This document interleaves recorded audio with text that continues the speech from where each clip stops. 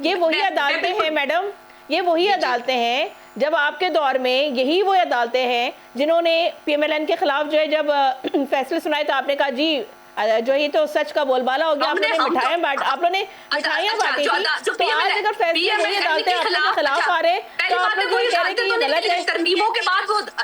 ترمیموں کے بعد وہ عدالتیں، پہلی بات ہے عدالتیں نہیں رہیں، پہلی بات میں آپ کو مجھے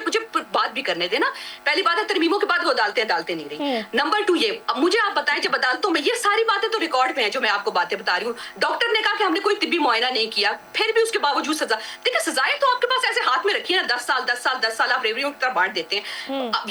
سب کو پتا کہ یہ سب کچھ کیا چل رہا ہے۔ اب 9 مئی کا جو انہوں نے کہا نا بدترین دن، تو میں کہوں گی تاریخ کا جو بدترین دن تھا نا، وہ بہت سارے دن تھے، وہ میرے خیال میں 16 دسمبر سب سے بدترین دن تھا جب اے پی ایس پہ بھی حملہ ہوا تھا اور پاکستان بھی جدا ہوا تھا، اس کے علاوہ بے شمار بدترین دن آئے ہیں۔ 9 مئی کا تو پتہ نہیں کہاں سے انہوں نے شواہد بھی اکٹھے کر لیے کہ عمران خان نے یہ کہہ دیا، کوئی ثبوت نہیں ہے ان کے پاس، ان سے کیا ثبوت پیش کریں بھی، آپ کے پاس ثبوت ہوں گے نا عمران خان نے یہ کہا ہے، کہاں ہے پیش کر دیں۔ اس کے علاوہ میں آخری یہ بات 9 مئی کی، 9 مئی ہو گیا، اس کے بعد کیا ہوا، پارٹی دیوار کے ساتھ لگ گئی، پارٹی کے لوگوں نے استعفے دے دیے، چھوڑ دیے، بہت سارے لوگوں نے چھوڑ دیے نا، چھڑوائے گئے، چھوڑ دیے، جو بھی ہوا آپ کو پتہ ہے،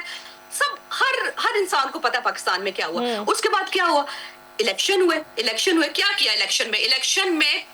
پی ٹی آئی کو عوام نے کتنے ووٹ دیے یہ بھی سب کو معلوم ہے، کس طرح جتایا گیا، فارم 45 دیکھے نہیں کہ جو ایک بندے نے، ایک جج نے کہا فارم 45 لے کے آؤ، وہ جج پہ نکال دیا۔ خدا کے لیے اتنا ظلم نہ کریں، اتنا ظلم کریں جتنا آپ پھر برداشت بھی کر سکیں۔